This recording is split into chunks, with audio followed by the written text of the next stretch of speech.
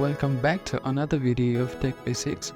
In this video, we are going to learn how to download DIB mobile banking application on your device, which is also known as Dubai Islamic Banking application. Now, if you are an Android user, open up the Play Store, and if you are an iOS user, open App Store on your device. Also make sure that you are connected to the internet. After opening the App Store or an Play Store, in the search bar, type in DIB MOBILE mobile and click on search. Now scroll down a little bit until you find this icon and click on that. Now click on Get button. You need to verify using your Face ID, fingerprint or an passcode.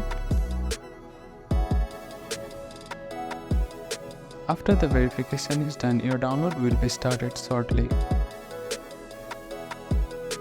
When the download is completed, click on Open to use the application. Now, allow for this application to use the camera, or you can also use Do Not Allow. Now you can enjoy the DIB mobile banking application. Thank you for watching this video. I hope you enjoy it. Please do not forget to like, comment, share and subscribe to our channel.